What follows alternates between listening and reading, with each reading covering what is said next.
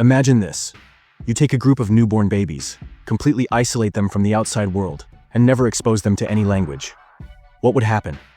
Would they develop a language of their own? Sounds like something out of a sci-fi experiment, right? But here's the thing. This question has fascinated scientists for centuries. And in 1920, a shocking discovery in India brought it right back into the spotlight. A missionary came across two young girls who had supposedly been raised by wolves. When he took them back to his camp, researchers were stunned. These kids didn't behave like humans at all. Their body language, instincts, even their emotional responses, all were more like wild animals. But the strangest part? They hated sunlight. During the day, they were sluggish and inactive. But the moment night fell, they came alive.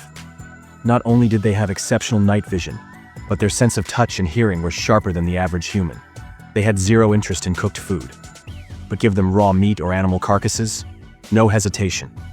And when it came to communication, no words, no human sounds.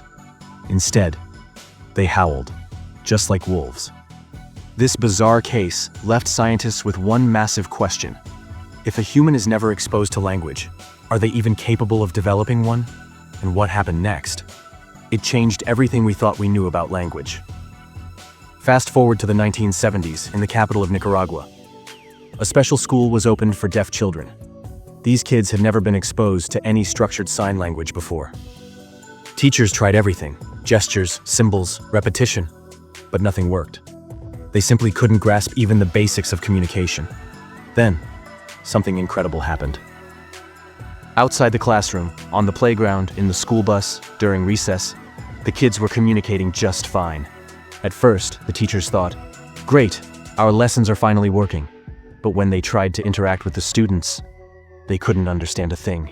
Why? Because these kids weren't using any known sign language. They had created something entirely their own. Linguists were called in, including Judy Kegel, one of the world's top experts.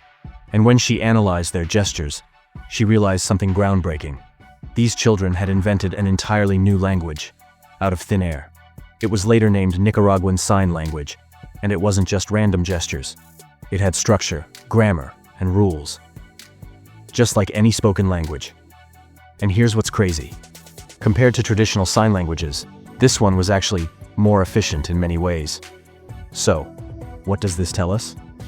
It raises an even bigger question. How did human language even begin? Because just like this, our ancestors must have started with nothing and created the languages we use today. One thing is clear. Even if someone grows up without hearing or speaking any language, humans are wired to create one. Some scientists believe language isn't something we learn, it's something we're born to develop. No matter how we express ideas, through speech, symbols, or gestures, our brains will always find a way to build a language. It's not just something we use. It's part of who we are,